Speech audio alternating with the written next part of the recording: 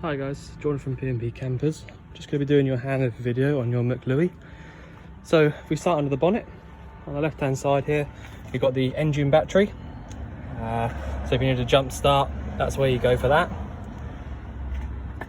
Brake fluid attached to the servo down the back there. Power steering fluid just here at the front in this reservoir. Engine oil gets topped up through this cap, and then you can check it from the dipstick just down here. Yellow, so oil, the yellow bit's just there. Engine coolant sits up here, that's the orange fluid up in this reservoir at the top. Air filter sits inside here, it's like an air box, and then your washer fluid goes inside here. Put that on.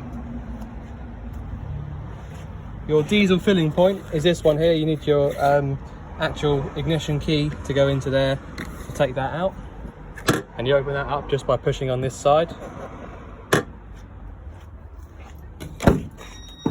Actually inside the cab, on the passenger side, you've got this little button down here, which is obviously for your electric window. In the glove box, not much to show you in there. In fact, not too much to show you on the passenger side, to be honest. So I'll just nip round to the other side.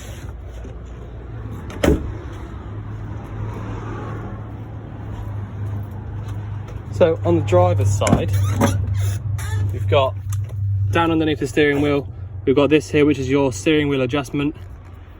And then to the other side of that, your bonnet release button there. Ignition, so the ignition goes in there. You've got electric adjusting mirrors, so you can adjust the main right mirror, main left mirror, or the two lower mirrors. And you can do that just by turning this like a joystick. Door handle, and you can lock the cab from inside here when the door's closed, obviously. Let me just hop in. So you've actually got aircon in this particular model, so that's this button down here, and that'll obviously only work when you've got the actual fan speed above 1 or above. You can go through and choose your temperature and where you actually want the fan to put the air as well. 5-speed manual gearbox. Reverse is lift up and over to the top left, back down. You've got ASR, single DIN Pioneer head unit. Indicators and lights are on this left hand stalk. So lights just like that, normal beam, dip beam and off. Indicators, and then your flash is there. Wipers and washer fluid, so you pull up for washer fluid and then move this one here for it actually using your wipers. You can go up one just for a single sweep across. Horn is in the middle. Yeah, I think that's about it. When you open the doors in this particular vehicle, you do get a beep. I think it's just part of the alarm system in here, so don't worry about that. It's nothing wrong, it's just the alarm. All right, so that's it for the cab. If I carry on, door retainer up there works nicely for this actual habitation door, so you just push that onto it. These two vents just here are for your fridge. Hookup point is here, so that's where you pop your hookup in if you want to use your plug sockets or anything like that on 240 at home or on your campsite. You do need to give it a little tap in like I just did there, just to make sure that it's definitely hooked over, so when you're driving it doesn't flap around. Boiler vent, so that's where if you had your heating or your hot water on gas, you'd be able to feel it underneath this little lip under here. You've also got your toilet cassette, which is nice and easy. You've probably used these before, but once you've got it out, the only thing to remember is to hold this yellow button down when you're emptying it. There's a pressure release valve. It's all been lubricated as part of the hab check, so you shouldn't need to do that. Obviously the blue fluid goes inside here, and then you've got a fresh water flush on this one, no separate flush fluid to top up. So you could use a little spray bottle of the pink fluid around the actual toilet itself if you wanted to, but you don't have to. Pop it back away like that. I'm not going to open this locker up because it is just storage, but you have got this nice retainer here. I had to replace both of these actually, so they're nice and new. What we got there around the near side. So straight away on the near side, you notice you've got your freshwater inlet. So push in and round to the left to open that up. That's also been lubricated. So push it in and round to the right, and then you can use your key to lock that. You don't have to really, it's not going anywhere as it is. Underneath here, this is your wastewater drain. So I've got it out at the moment, but to actually put it away, you should literally push it in all the way like that, and then that'll stop any water from dripping out down there. So you see it's starting to slow down now. There you go, and if I open that up, it starts to come out again. Next locker is your gas locker. So easy peasy on this one. It's actually a pretty big gas locker. You could probably fit a 13 kilo in there, but you know, it's unusual that you'd have to do that. Better off just using these 6 kilos. This is a brand new bottle, absolutely full to the brim. Although it might not feel like it, but it is, because it's a light bottle. So yeah, to turn these on, anti-clockwise round to the left, and then obviously to turn it off is the other way. But if you remember to go all the way on when you do turn these on, when you come back to turning it off, you can only go one way anyway, so you won't be able to get confused as to which way is on or off, although you probably used them plenty of times before, so probably don't need to tell you that, but there you go, it's just something I do. Your pigtail looks pretty new to me. It'll say on the hab sheet what age that is, but it's actually just the hand wheel fitting. So when you come to taking this off and replacing the bottle, you literally just unscrew this with your hand, pop it on the new one, and then you're good to go. But I will just turn that off for now because I've not got anything on gas at the moment. Actually no, I'll leave it on just for a minute. The regulator at the back, you don't need to worry about any of that whatsoever, because if you want to isolate your gas, just turn your gas bottle off, which is obviously something you should do before you start driving. But you know, it's all good at the back there. You don't need to sort of mess about with any of that. And again, rear locker, I won't open it up, but that's, you know, again, I've replaced these two catches, so they're good now. All right, so I'll just show you around the inside now.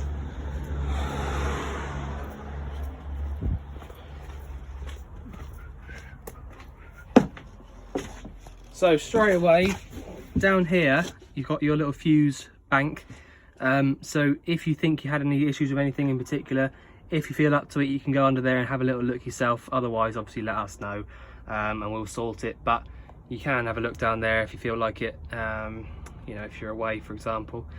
So that's where that is. Obviously you've got your cupboards and lockers overhead everywhere. You know, loads and loads of storage in this van, loads of storage. So above the door, got your Mclouis control panel. So straight away you'll notice I've got all of these buttons on the left hand side here on, and that's going to be what you're going to want to do as soon as you come into the van, if you're going to want to use it, you know, properly, if you're going to use your lights and things like that. So just turn all of these on. You don't have to turn the pump one on unless you're going to use the water, but you know, you can do, because there's no leaks anywhere.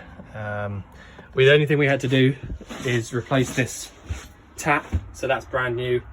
But yeah, that's all good now. And the fittings underneath are all good. No leaks or anything from there. So I'll just close that over. Oh, so yeah, so like I say, you can keep the pump one on, but it's better really if you just leave it off for when you're not using it. Aux, that'll do things like your extractor fan and a few other bits and pieces around the van which you'll work out. But yeah, so come in, turn those 3 buttons on. If you had a hookup cable plugged in, you'd have this light here illuminated, but because there's not at the moment, it's not. If you push this button just once, it comes up saying that the caravan battery, so your leisure battery, is 3/4 of the way full, which is perfect, that's fine. And then it says that your fresh water is 1/4 of the way full. All right, and if I click that again, it comes up saying that the engine battery is not full, but that's because it's not hooked up to the same circuit, so that's fine. It's not empty because it starts up and drives perfectly, so but yeah, so this one here, this caravan battery, 3/4 of the way full, and the fresh water, 1/4 of a tank, so that's fine for driving on. And if you want to turn the entire control panel off, push and hold on this button, and then you'll see it drop down and turn off. All right, so that's how you use that. There's buttons all the way around the van for all the different lights. The inside one up here, so that's obviously inside lights, and then the outside light is this awning light just above your head. So again, you don't have to have that one on all the time because that's just outside. So really you can just have the top and the bottom button on, and that'll give you access to pretty much everything. So next thing, I'll just pull this blind across so we can see.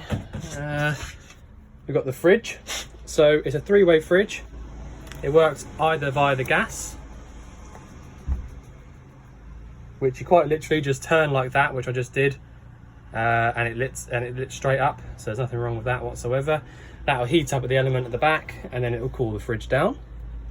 If I had a hookup cable plugged in, I could go one more and choose 230. And so similarly, that'll cool the element down, or actually heat the element up, sorry, to cool the fridge down.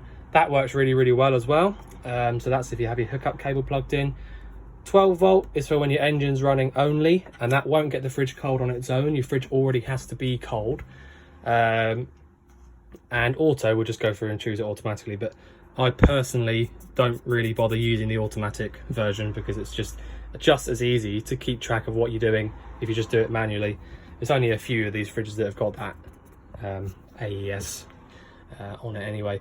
So yeah, so it's lit up on gas at the moment. Like I said, if I wanted to use gas and the 230 volt, so the gas or the hookup is the best way to get the fridge cold, and they both get cold within probably 3-4 hours. You know, the best bet really, if you're planning on going away in the van, if you get it cold first, either via the gas or the 240, perhaps even the night before, and then choose 12 volt when you're driving, when you get to where you're going, everything will still be cold, but it just won't do it on its own. So yeah, so that's how that works. I'll just leave that on for a minute. Your boiler, so you've got it on electric and gas. So the dial at the top, oh, and by the way, just so you know, I did write it on the have sheet as well, but this switch up here is for your fridge on 240. So if you've got a hookup cable plugged in and you turn this lever down to the 230 and you find that it's red in here and not green, you just need to turn this little switch on up here and then it will start coming to life. Anyway, so this dial up here at the top says Trumatic CEH. All right, now that is basically your energy selector for your boiler. So at the moment, the energy for the boiler is on gas only. 1 up or 2 up is electric only. And 1 down or 2 down is gas and electric together. Okay, so it doesn't matter what the boiler's doing, which is down here. This is just telling the boiler what energy to use, either gas or electric or both. So gas, electric, both. All right, so for the most part, you're going to want to leave it just here really, because you're going to be using it on gas for the most time, I can imagine. And then the bottom one, Trumatic C, is telling the boiler what to do. So the flame means heating, flame and the line means hot water, and then just at the top is hot water as well. So if I wanted to go up 1, that's 40 degrees hot water, up 2, 60 degrees hot water, and then I can have a look up here and just make sure I'm using it on gas only instead of electric only or both. So the whole time that you've got an orange light inside of here means that the water is heating up. So if I went down to just the heating only, so that one there, you see the orange light goes out now.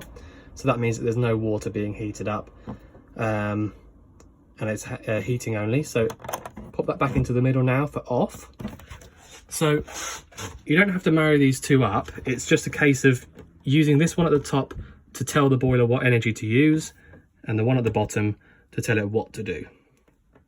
Hot water at the top, heating, and hot water together. But that's it. So that's all off. So as long as this one here at the bottom is in this middle position, that's all off. Wardrobe, you've got a light in there which turns off when you close the cupboard. Your RCD is down there, so if you put a dodgy plug into one of your sockets, that's where it will trip from.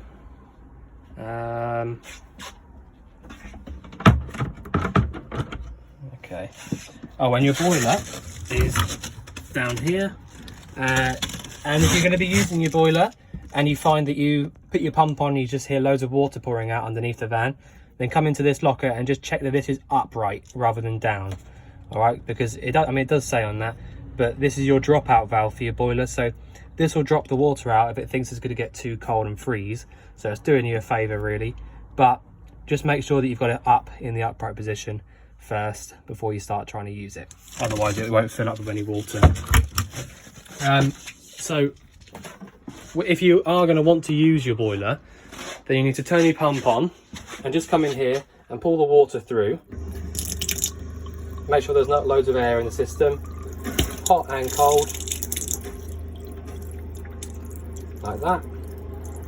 So there's plenty of water in the boiler, I can tell that because there's not loads of water coming out, air coming out, sorry, and the water's coming out smoothly, and the pump will turn itself off on its own in a second. There you go. So that's how I know that the system's full of water, and then you can go ahead and start using your boiler however you like. So pop that away, down like that, and we can close this over. Right, so this is all pretty straightforward in my opinion.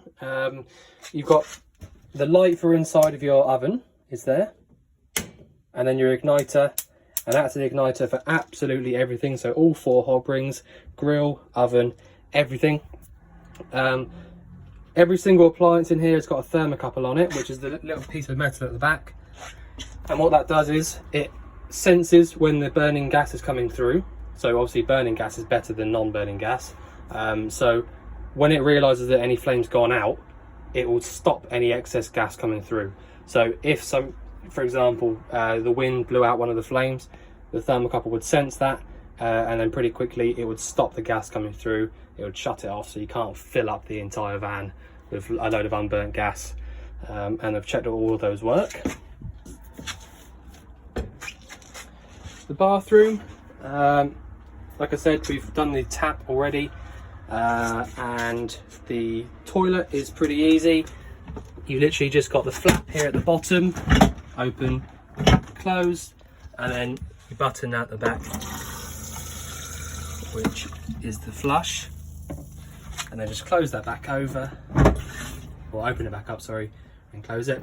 If you find that you go to take your cassette out from outside one day and it won't come out, then what you need to do is you need to come into here and make sure that you've got your flap on your toilet cassette closed, because it won't come out if you've got it open.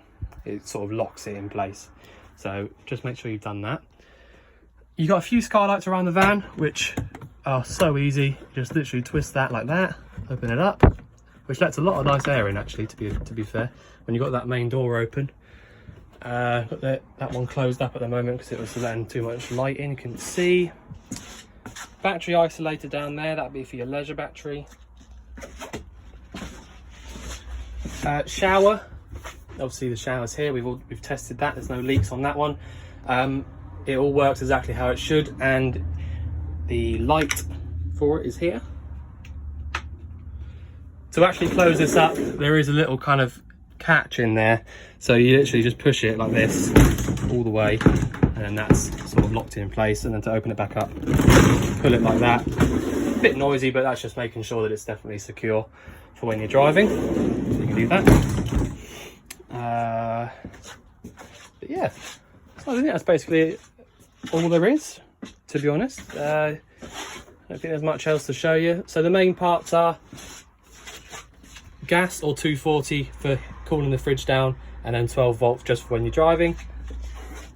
This is your boiler controller, so that's telling your boiler what to do: hot water, heating, or both. And then this one at the top is electric, gas, or both. All right, so like I said, you're going to want to leave this one here for the most part, because I can imagine you're just going to be using it on gas for a lot of the time. But if you want to use it on electric, if you're on a hookup, then you can put it up to the top, and then use your boiler from down here. So I think that's about it. If you think I've missed anything else, you know, if you think I've missed anything out from the video at all, then just let us know, and I'll try and cover anything I can, or Kelly will answer any questions you've got. But otherwise, thanks for watching, and we look forward to seeing you soon. Thanks very much.